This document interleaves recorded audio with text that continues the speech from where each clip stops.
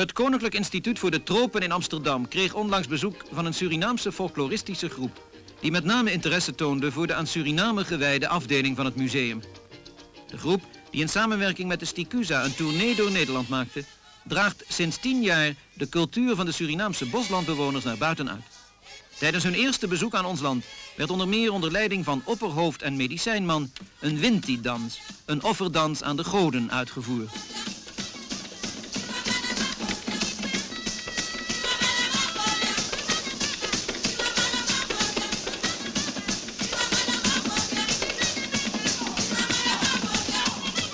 Een van de hoogtepunten uit het kleurige programma was een verleidingsdans, waarin een van de dorpsvrouwen een 3-tal mannen uitdaagt haar het hof te maken.